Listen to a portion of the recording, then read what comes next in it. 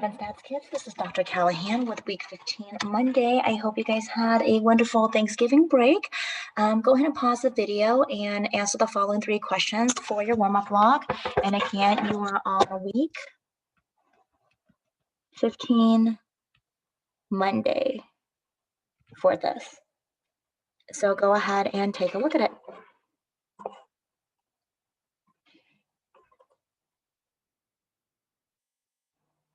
Okay, so today this is the breakdown of what we're going to be talking about. So today you guys have your quiz on 5.3, which is finding the x value when given the z-score. So we're kind of working backwards, just like what we did on week 14, Tuesday, right before Thanksgiving break. It is 6 questions, 5 multiple choice questions, and 1 fill in the blank. You will need to have your plus and minus z-score table. However, if you don't have it, you can also just Google it, because if you just Google image the plus and minus z-score table, it'll just come up and pop up. So even if you don't have the hard copy, you can make do with this, I promise. All right, so let's go ahead and take a look at the quiz itself. So it is, again, 6 questions, 6 multiple choice, 1 fill in the blank.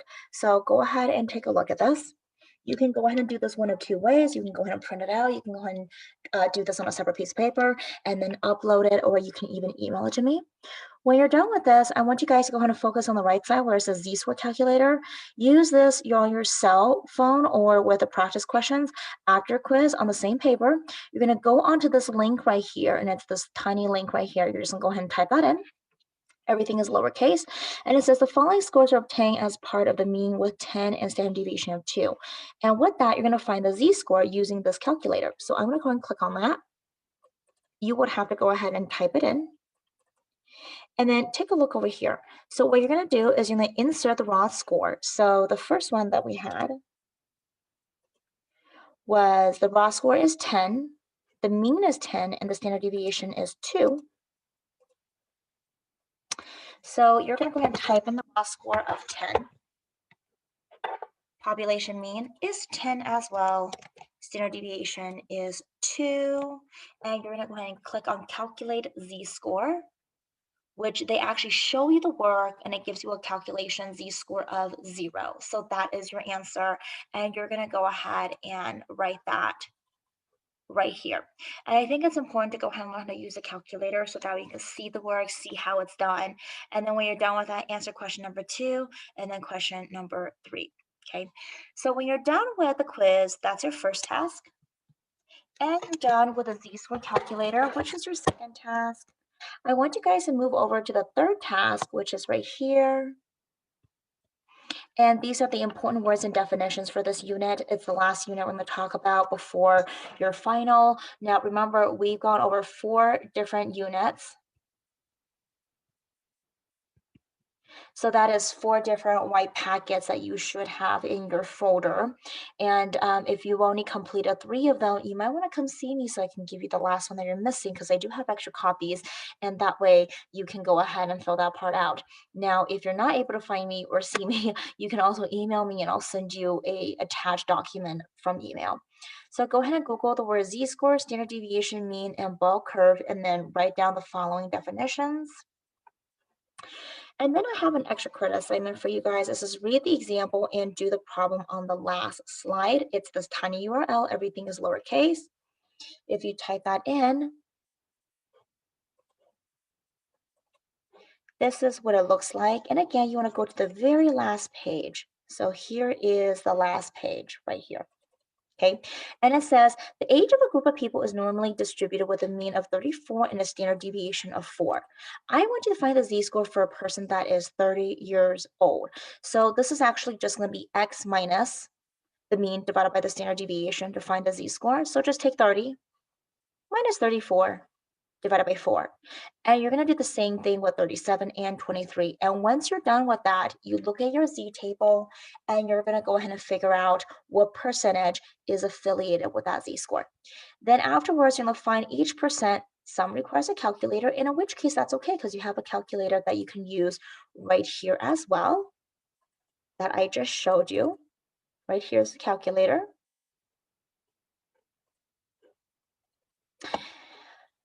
And I'm gonna make sure I go back to the right page. Let's see. Here we go. Where is the right page? And that's not the right page. Hold on. Oh, there we go. Okay, now we should be on the right page. Um, you're going to go ahead and find a z-score above 3, a z-score between -3 and -2, and then a z-score between 0 and 1.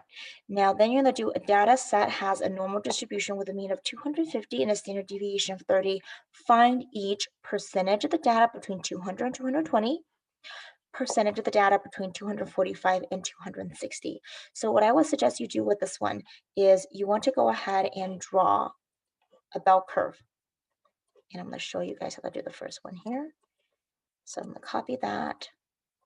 I'm going to paste it over here.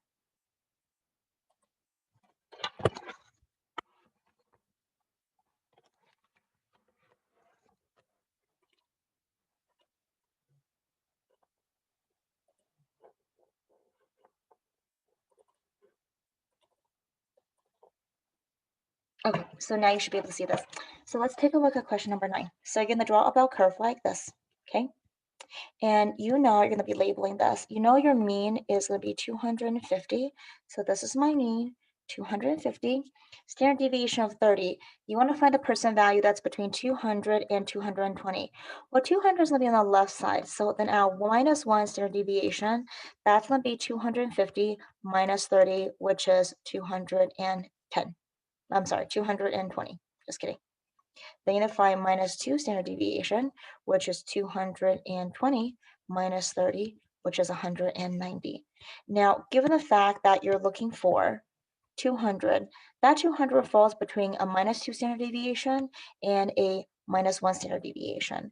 So if I were to go ahead and make a guess as to where 200 will fall into, it'll probably be like right here. This is probably 200, okay? And so then you want to look for the other side, which is going to be 220. So then 220 is going to be right here at the -1 standard deviation. So that right there, right on this line, is 220. So your goal is to find this area right here between the green line and the purple line. So then what you would like to do with this is find the z-score of 200. So z-score 1 is going to be 200 minus 250 divided by 30, which is standard deviation. Once you find that z-score, which is z1, you look it up on the table and you get a percentage, okay? That's your first thing. Then what you're going to do with Z2 is you're going to do 220 minus the mean divided by the standard deviation. So that's going to give you the second Z-score. Look it up on the table, and that's going to give you another percentage. So then now that you have these two percentages, now the first percentage is going to give you the area between here to here, okay? Now the second percentage is going to give you from all the way to the left to this part here. Now, the piece that you really want is this yellow piece, which is going to be right there in between the two. So what are you going to do with those two numbers? How are you going to get the middle yellow piece? You guessed it. You will have to subtract the two, and that is going to give you the number, which is going to be the area percentage of the yellow region. Okay, so that's what you're going to be doing. But that is your extra credit. Okay, so then when you're done with that, I have a checklist for you to get as many points as possible for extra credit because we are kind of approaching towards the end of the semester. So you can do whatever you want here, get as many points as you can. So I have 1, 2, 3, 4, and 5 different tasks. These are the points that you can do. The links are right here. Like for example, here's a link for the Quizlet. It's worth 10 points. The YouTube video is going to be right here, and it is worth 5 points. And then the Kahoot is right here. The link is right here, and then it says use the challenge pen. This is your pen right here. And then your quizzes is worth 16 points. Here's your link. Okay, so feel free to do whichever one that you would like to do for this one. And just to make this a little bit easier, I'm actually going to go down over here and highlight the link for you guys as well. So that way it's a little bit easier to see the tiny URL that you are going to be typing in for these assignments.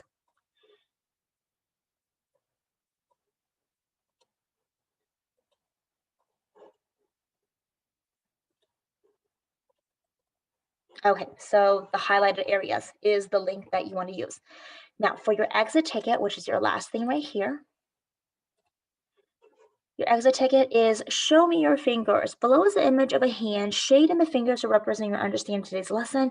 If you don't understand it all, don't shade any fingers in. If you totally get it, shade everything in, including the thumb. Then on the lines to the right, explain why you shade in what you did. All right, you guys, I hope you have a wonderful week. I will see you guys next time. As always, stay safe and healthy. Take care.